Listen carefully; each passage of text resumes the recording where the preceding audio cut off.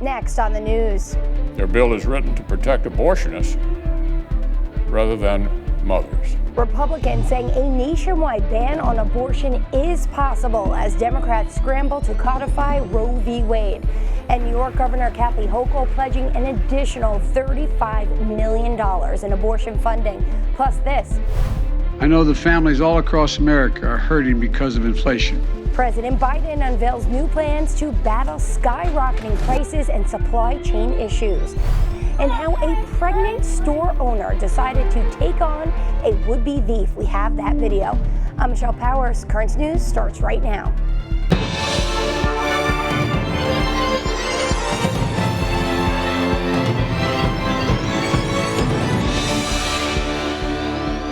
The fiery abortion debate that's gripping our nation, changing on many fronts today. The governor of New York pledging tens of millions more in taxpayer funds for abortion providers.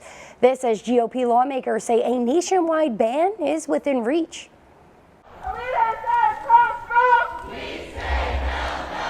Night after night, protesters outside the homes of conservative Supreme Court justices voicing support for abortion.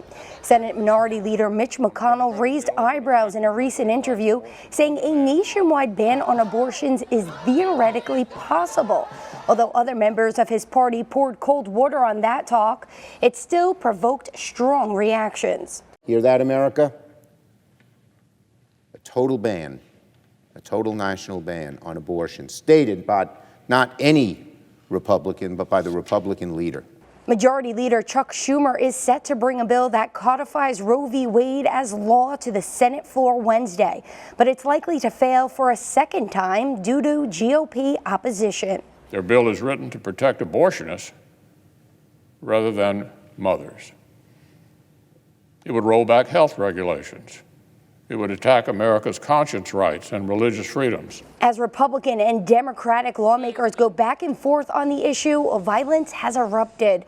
Authorities are still investigating an alleged arson incident Sunday at the offices of a Wisconsin anti-abortion group. There is no room for hate or violence in Madison. In fact, there's no room for hate or violence anywhere in our country. Meanwhile, lawmakers in Albany are pushing a bill that would establish a state fund to pay for abortions. Taxpayer dollars would cover the procedure not only for New Yorkers, but also for out-of-state women and undocumented migrants. The price on that, $50 million per year to meet demand if Roe v. Wade is struck down. On top of that, New York's governor is setting aside an additional $35 million. 25 will support abortion providers in the state, and another 10 will boost security at the centers. Governor Kathy Hochul said she doesn't need new money for this. It'll come from tax dollars already in the state's emergency health fund. The New York State Catholic Conference is calling this a grave mistake and an insult to pro-life New Yorkers, asking in part, when will New York lawmakers begin to dedicate even a fraction of their rhetoric and policies to supporting women who want and need the resources to keep their babies? With news like this breaking every day in the states around the country, bishops across the United States are inviting believers to unite in fasting and prayer.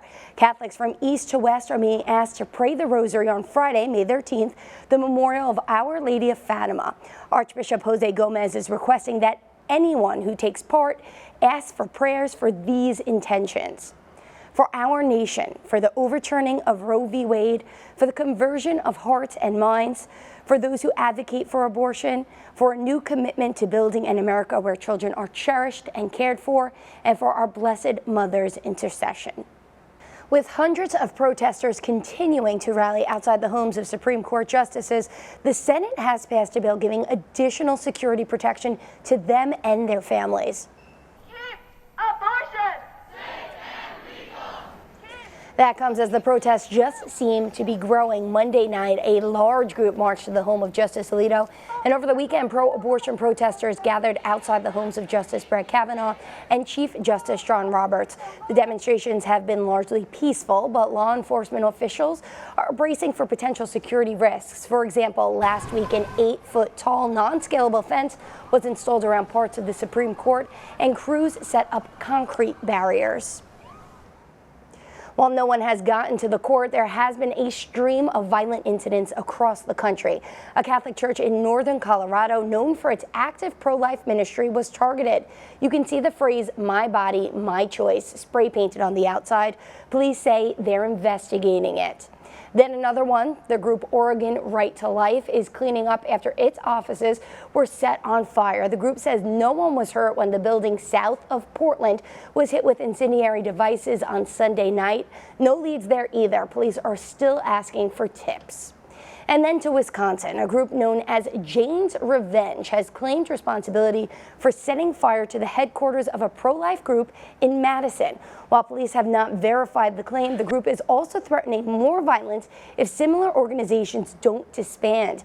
Authorities say no arrests have been made yet, but police had a clear message for those behind the attack. Hate or violence do not advance any cause, and unfortunately, we're investigating the fruits of hate and violence in the form of an arson. Authorities say the remnants of 2 Molotov cocktails were found at the site, and the message, "If abortions aren't safe, then you aren't either," was spray painted on the building's exterior. As the Supreme Court fights over abortion continues, the Food and Drug Administration is working around the clock to help moms of newborns and infants. Baby formula around the country continues to be in short supply, prompting action from the entire White House and 3 major retailers. Isabel Rosales has more. Baby formula is getting harder and harder to find. Analysts say supply chain challenges, inflation, and product recalls are all preventing formula from hitting store shelves.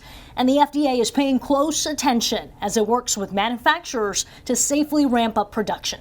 We're very concerned about it and understand that it should be a concern to moms and dads and grandparents like me. We want this to get fixed. New data from Data Assembly shows 40% of baby formula brands are out of stock, a dramatic rise from the first half of 2021, when that rate was between 2 and 8%. The new data also shows in these 6 states, Iowa, South Dakota, North Dakota, Missouri, Texas, and Tennessee, more than half of baby formula was completely sold out during the last week of April. The situation has parents feeling helpless. There's no answer. What are we supposed to do if we can't find the formula? The supply is so low that CVS, Walgreens, and Target are limiting purchases. Parents say those limits are making things even harder. I'm starting to hoard. I'm starting to scour. We're going further out. I'm going to areas where I know that there's a low population. What am I doing? You know, it's unreal. Experts urge parents to be flexible and speak to their pediatricians about options, especially if they have kids with severe allergies that require special formulas. We want to make sure that families do not get desperate and do things like start making formulas at home or buying formulas that are not properly vetted by the FDA. I'm Isabel Rosales. Just so nerve-wracking, contract talks got underway on Tuesday for more than 22,000 dock workers at 29 West Coast ports, and it could mean more complications for those supply chain slowdowns. There's concerns that if the negotiations don't go as well as hoped, it could mean more disruptions and delays in the flow of goods. This all comes as U.S. ports are working on clearing a backlog of container ships. President Biden is announcing new plans to combat the highest inflation in the U.S. in more than 40 years. Biden attributed the rising prices to pandemic-related shutdowns that disrupted the global supply chain. Karen Kafa has more on the president's proposals. I want every American to know that I'm taking inflation very seriously. President Joe Biden highlighting plans to lower energy prices, lower prescription drug prices, raise taxes on corporations, and ease supply chain bottlenecks while taking aim at Republicans. They don't want to solve inflation by lowering your costs. They want to solve it by raising your taxes and lowering your income. Despite an historically strong jobs market, Biden has faced low marks on the economy as inflation has soared. Republicans have pounced. These Democratic price hikes will likely be American families' new normal. In addition to higher grocery tabs, AAA says the nationwide average for a gallon of regular gas hit a fresh record of $4.37, up $1.40 from 1 year ago. The war certainly doesn't look like it's going anywhere, but summer driving season is just kicking in. Warmer weather, longer days, people are going to be out on the roads, more demand. The White House pointing to disruption from Russia's war in Ukraine and parallels in post-recovery inflation in Europe and the UK. Because while we supported households and businesses got shots into arms, which allowed people to start to come out of their homes and regain their lives, our supply chains could not support that demand. So we are not alone. Inflation surged to a 4-decade high in March. The federal government releases April data on Wednesday. In Washington, Karen Kafa, Currents News. There's a lot more news headed your way. From the bombed out streets of Mariupol to the rustic walls of a medieval castle, how a group of refugees found safety in a place they least expected. And the White House is pushing for even more COVID relief, while the Biden administration says another surge could be right around the corner. Plus, a mother-to-be takes matters into her own hands, the daring encounter between her and a would-be thief caught on camera. There are now some big changes to the tablet website. You can get personalized access to the Catholic news you value. Sign up for free at thetablet.org.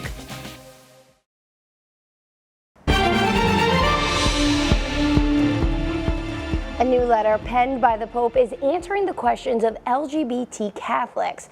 The handwritten note answers 3 questions put to the Holy Father by Jesuit priest Father James Martin. What should LGBT people know about God and the Church? And what do you say to an LGBT Catholic who has experienced rejection by the Church? Among the pontiff's answers, Francis said God is a father who does not disown any of his children, and they should not recognize rejection as from the Church, but from the people in the Church. While the Holy Father may be free to write and speak at the Vatican, he may not be leaving the Holy City anytime soon. A Lebanese government official says Francis's visit to the country next month is being postponed due to the Pope's health. The Vatican never formally announced the trip, but the announcement comes as Pope Francis has been struggling with knee pain. Despite the recent cancellation of several appointments, the Vatican says the planned programs of the papal agenda remain. Even though the Holy Father's schedule remains in question, a high-ranking member of the Holy See is going to Ukraine next week. The Vatican's foreign minister, Archbishop Paul Gallagher, will be heading to the capital city of Kyiv next Friday, May 20th. There he's expected to meet with the Ukrainian foreign minister. Archbishop Gallagher's trip has been actually planned since the war began. It was supposed to happen before Easter, but was postponed after the Archbishop tested positive for COVID. The trip comes as the world continues to deal with the refugee crisis out of Ukraine. In Europe, Ireland is taking in one of the largest amounts of migrants fleeing the war, so much so that the country is getting creative with resources. Danny O'Sullivan reports on the Irish welcome a special group of refugees received. This 15th century castle on Ireland's west coast is about as far from Ukraine as you can get in Europe. But for a group of Ukrainian families fleeing the war, it's now home.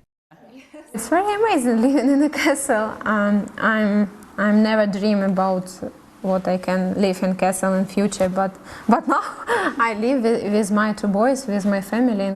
The Great Hall. The Great Hall. This is where we have all our celebrations and big dinners. The owner, Barry Hawkian, didn't have to think long about travelling to Poland to offer up his castle to refugees. We decided that we had to do something, and we had no real plan, and we were very nervous, thinking, okay, how do we do this? And it's pretty simple. You get your credit card out, you book a flight, and you fly to Poland. Per capita, the country of 5 million people has taken in more Ukrainian refugees than many of its neighbours in Western Europe. The government says more than 27,000 have arrived so far.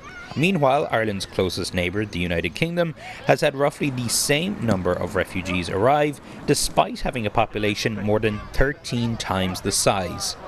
But not all refugees in Ireland have received the royal treatment. The government has warned that resources are stretched. Look, it's not all ideal. It's not all the kind of the gold standard accommodation that we'd like. But this is a crisis situation. Most people are in hotels. Some people are in more basic accommodation. And yes, it is getting more difficult, particularly as it's clear now that this war isn't going to end anytime soon. Authorities have set up emergency camp beds in an arena in Cork. They also plan to repurpose student halls, holiday homes and former convents. Former asylum seeker Lucky Kambule, originally from South Africa, shared a room in a government-run facility for years, living in limbo until his papers were processed. He now campaigns for better conditions for all asylum seekers. It showed that all along we were right to say that the government is capable of treating us better. Unlike other asylum seekers, Ukrainian refugees were immediately granted the right to work and receive welfare payments in Ireland. A lack of red tape also enabled thousands of Ukrainian children to be enrolled quickly in Irish schools. They had everything sorted for these guys inside 2 hours. It was real, the way I'm described, Céad Míle Fáilte. It was quite incredible. It makes you really proud to be Irish. Donny O'Sullivan, Galway. Makes me proud to be Irish too. The Catholic Church in Ireland is so determined to help, they are actually putting items on the auction block to make room for the refugees. The Archdiocese of Dublin is selling more than 600 items from an iconic former seminary so they can use the facility as a shelter for an estimated 620 refugees. Among the things being sold, a 19th century pulpit, a Steinway & Sons grand piano, and an ornately carved oak bench. Nearly 14 million Americans who enrolled in Medicaid during the pandemic could soon lose their coverage.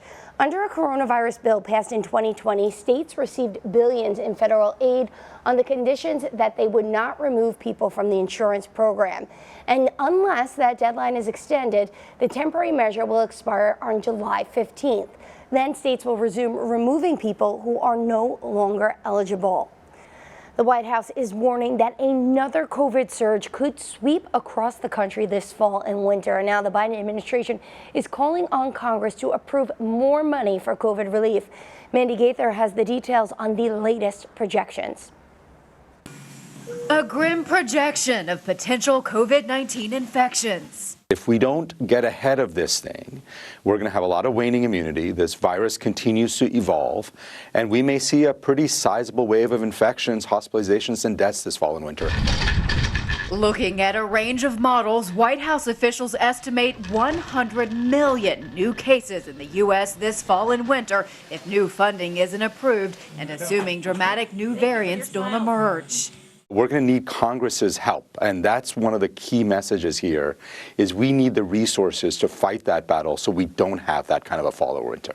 In March, the Biden administration requested more than $22 billion in extra COVID-19 relief money. An agreement was reached on a scaled-back funding package less than half that size. But Congress left Washington in April without passing that bipartisan bill. Without that money, White House officials say the U.S. may not have enough resources to prepare for a surge. We will not have enough of those vaccines for all Americans. We're going to run out of treatments. We're going to run out of testing. New daily COVID-19 cases are trending up now in most states. Hospitalizations are up in about half of states compared to last week, including most of the Northeast, but they're still lower than most points of the pandemic. I'm Mandy Gaither. Meanwhile, the U.S. is closing in on a grim milestone, almost 1 million COVID deaths. In a mission to honor those who died, the Washington National Cathedral rang their funeral bell 1,000 times Monday night.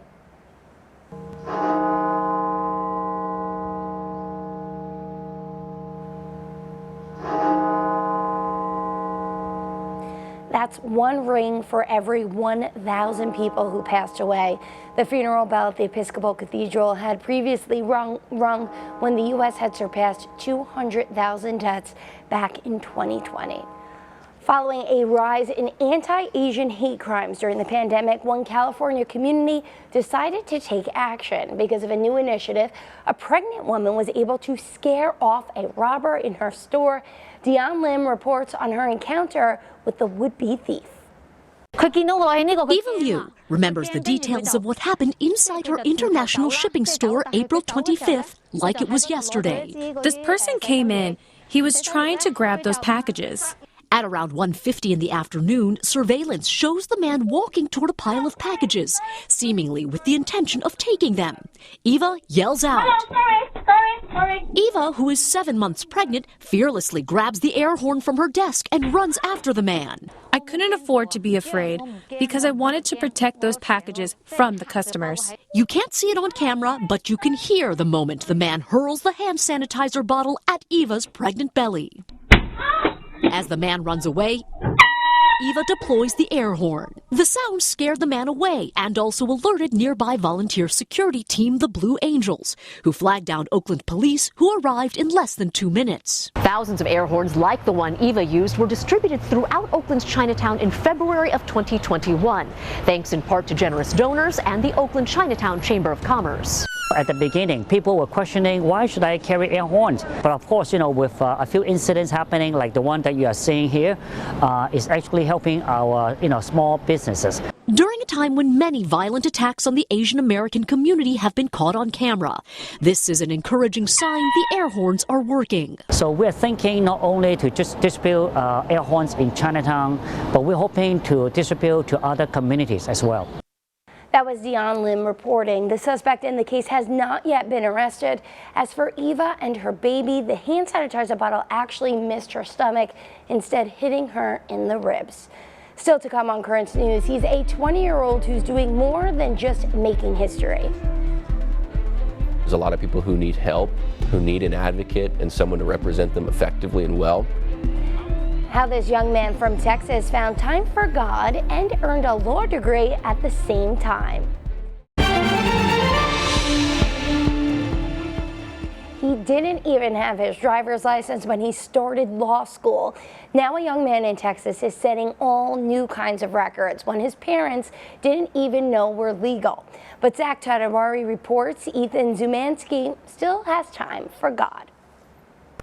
You could say 20-year-old Ethan Szymanski has always been ahead of his time. I was around 12 or 13 when I started doing college, and it was at that moment where I started actually passing and really doing well academically. At an age where most of us were undergrads, Ethan already has... I have a Juris Doctorate degree. You heard that right.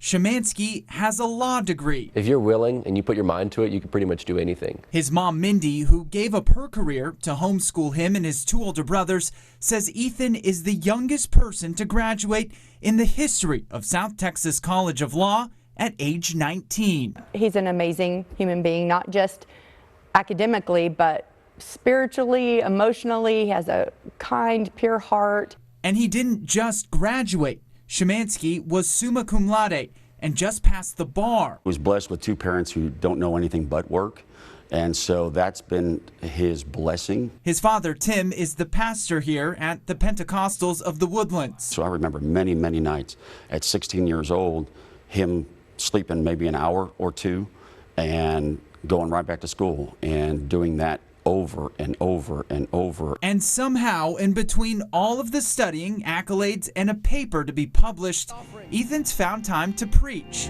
I was thinking about all the miracles that God performed. And bring his community together in faith.